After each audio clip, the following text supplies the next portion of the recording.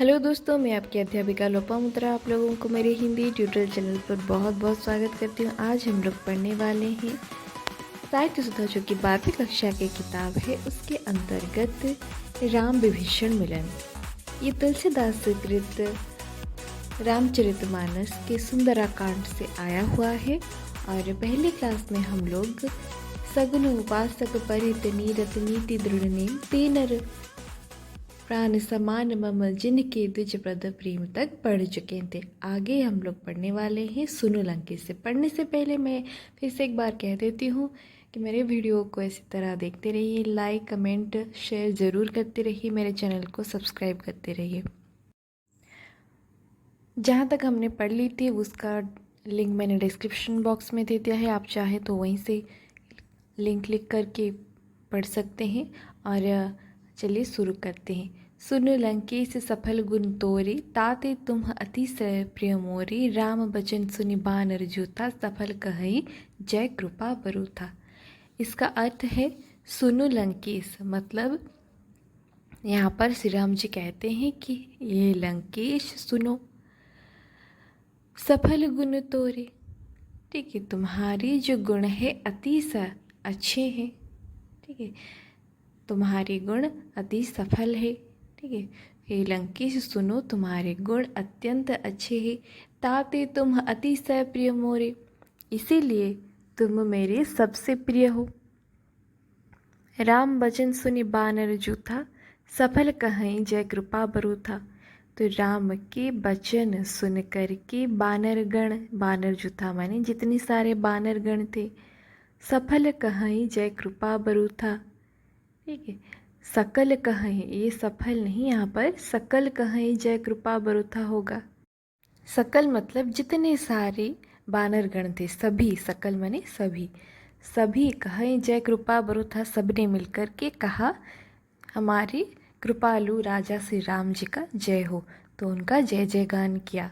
कृपा बरूथा मतलब यहाँ पर राम जी को कहा गया, कृपा की मूर्ति, कृपा के रूपी श्री राम जी को यहाँ पर कृपा बरूथा कहा गया है। सुनत विभीषण प्रभु के बानी, नाही अघात श्रावणामृत जानी, पद अम्बुज गहि बारहि बारा, हृदय सम समान न प्रेमो अपारा। तो यहाँ पर विभीषण प्रभु के वाणी को ध्यान से सुनते हैं। सुनत विभीषण प्रभु के वाणी मतलब विभीषण, सुनत मतलब सुनते हैं, प्रभु के वाणी को ध्यान से सुनते हैं। नहीं अघात श्रावणामृत जानी, और वो सुनते हुए उन्हें ऐसा लगता है कि प्रभु के मुख से जो वाणी निकल रही है, जो मेरे कानों के लिए अमृत है, श्रावणामृत माने श्रवणामृत झर रहा है, जैसे भगवान श्री रामचंद्र के मुख से जैसे अमृत झर रहा है, और वो मेरे कानों के लिए अमृत समान है। ऐसा जानते हुए, जाने माने ऐसा जानते हुए, उन्होंने आघात नहीं करते हैं, उन्हें टोकते नहीं हैं, या उन्हें रोक कर कुछ झट से बोलते नहीं हैं। पद अम्बुज गहि बारहि बारा, वो भगवान की बातों को ध्यानपूर्वक सुनते हैं, और उनके पद अम्बुज मतलब पद रूपक कमल को गहि बारहि बारा, बार बार छूने लगते हैं, बार बार पकड़ लेते हैं। हृदय समात न प्रेमो अपारा, यहाँ पर हृदय सम जो है, सम प्रिंटिंग मिस्टेक है, उसे काट दीजिए पेंसिल से। तो यहाँ पर होगा हृदय समात न प्रेमो अपारा, अर्थात मेरे प्रभु के इतने सारे प्रेम मुझ पर है, इतने सारे आशीर्वाद मुझ पर है। हृदय समात न प्रेमो अपारा, इतने सारे प्रेम मेरे हृदय में समा ही नहीं रहे हैं, ठीक है। इतना अपार प्रेम, अपारा मतलब अपार, ठीक है, बहुत ढेर सारा प्यार मेरे हृदय में समा ही नहीं रहा, क्योंकि विभीषण जी को पता ही नहीं था कि राम जी उनका इतना अच्छे से आदर सत्कार करेंगे, उनसे इतने अच्छे से बात करेंगे, उन्होंने ऐसा आशा तक नहीं किया था। तो यहाँ तक पारिपार्श्विक वातावरण चल रहा था। सुनत विभीषण प्रभु के वाणी से हृदय समात न प्रेमो अपारा तक। फिर यहाँ पर विभीषण राम जी से कहते हैं, सुनो देव सचराचर स्वामी, प्रणत पाल उर अंतर्यामी, उर कछ प्रथम बासना रही, प्रभु पद प्रीति सरित सो बही। तो इसका अर्थ है, विभीषण जी कहते हैं राम जी को, सुनो देव सचराचर स्वामी। कहते हैं कि हे देव, हे सचराचर के स्वामी। चराचर मने चर विचर जगत, मतलब संसार में चेतन अवस्था में जो होता है।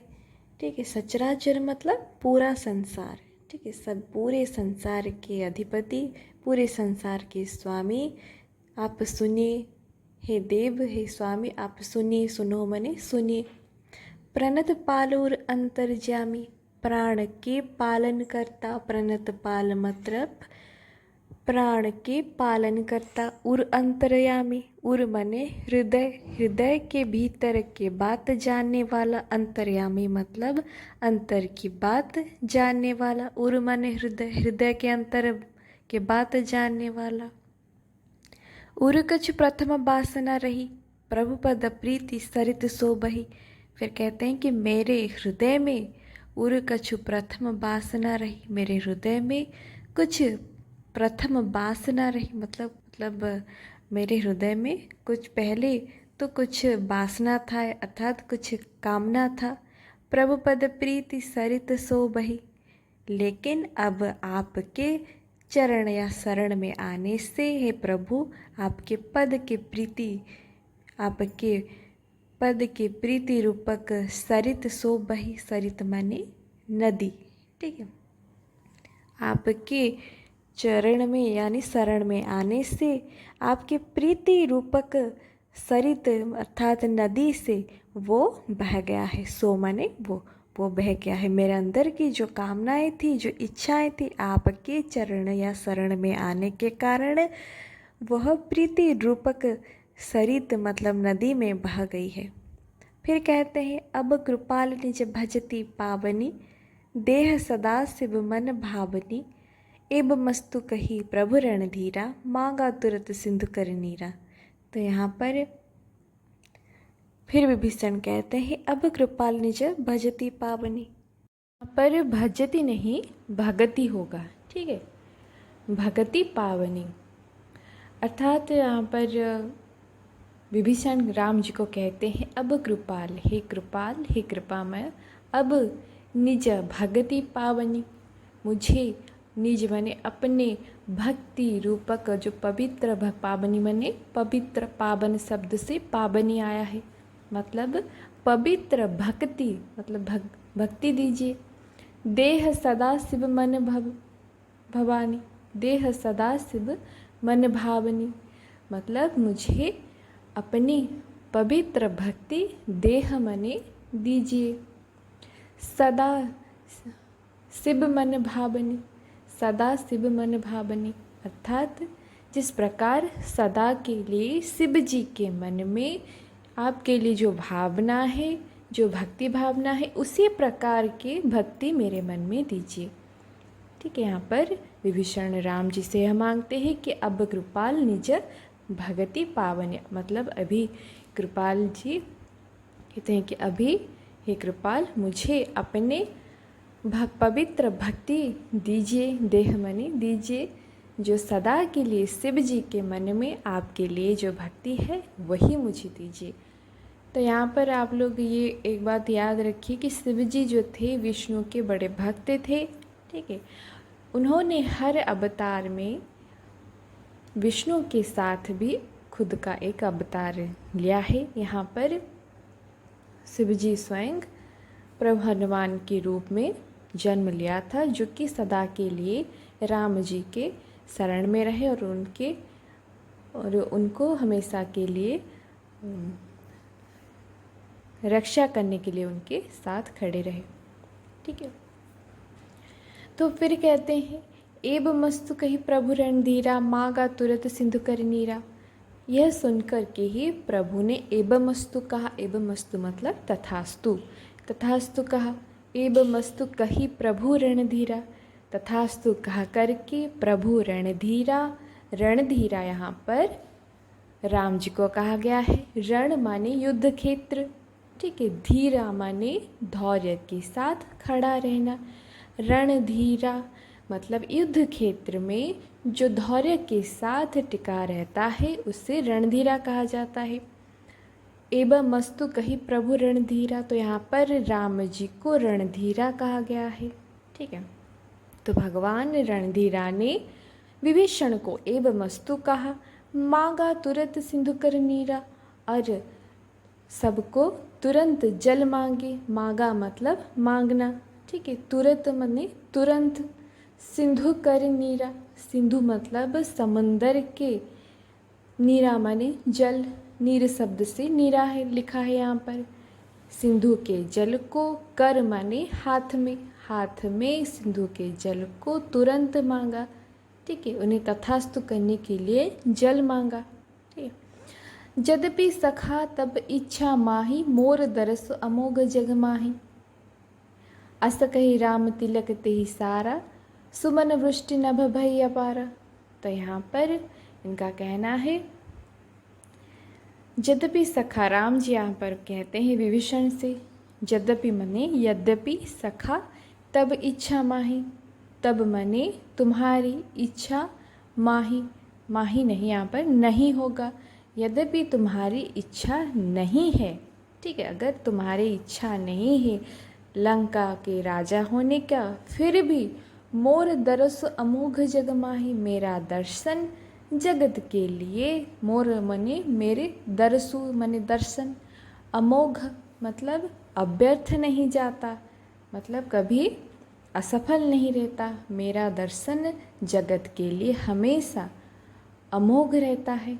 ठीक है, मतलब मेरा लाभदायक होता है मेरा दर्शन जगत के लिए।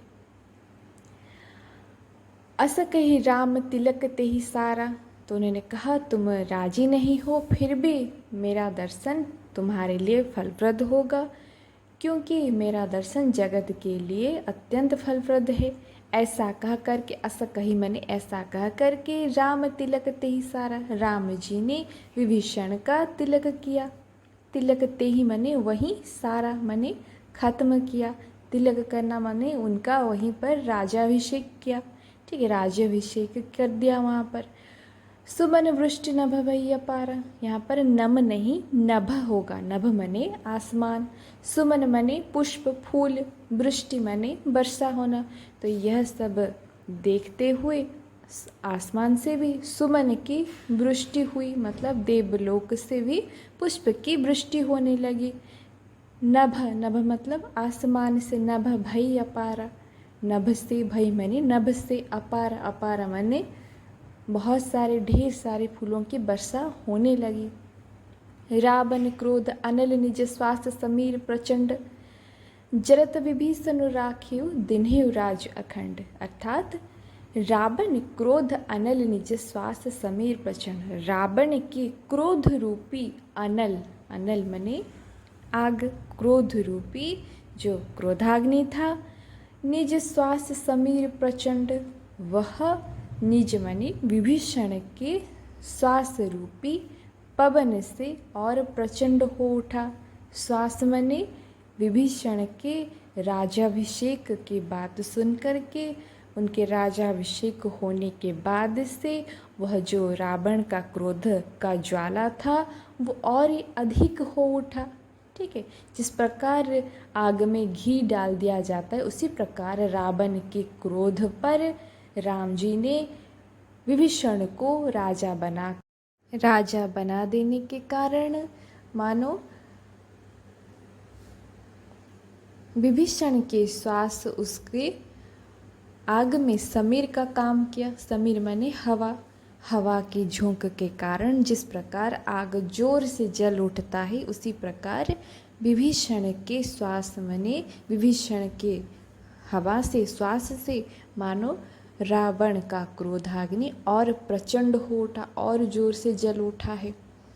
जरत विभीषण राख्यो दिन्हु राज अखंड, लेकिन राम जी ने क्या किया, जरत माने जलते हुए विभीषण को, रावण के क्रोधाग्नि में जलते हुए विभीषण को रख्यो, रक्षा कर लिया। दिन्हु राज अखंड, और उन्होंने अखंड राज्य उसे प्रदान कर दिया। राम जी ने विभीषण को रावण से बचाते हुए उसे अखंड लंका राज्य को प्रदान कर दिया। फिर अंतिम दोहा देखिए, जो संपत्ति शिवराब नहीं दिन्ही दिए दस माथा, सोई संपदा विभीषण ही सकुचि दिन्ही रघुनाथा। तो यहाँ पर तुलसीदास जी का कहना है, जो संपत्ति शिव जी ने रावण को, रावणा ही मने रावण को दिन्ही दिए दस माथा दिए थे, 10 माथा के स्वरूप उन्हें दिए थे। रावण के भक्ति से संतुष्ट होकर के जो संपत्ति उसे शिव जी ने दिए थे, कौन सी संपत्ति? 10 माथा स्वरूप संपत्ति, 10 माथे का संपत्ति दिए थे। ठीक है, सब मनुष्य हो, सब पशु मनुष्य के एक ही माथा होता है। रावण का 10 माथा मतलब वो 10 गुण अधिक बुद्धि रखता था।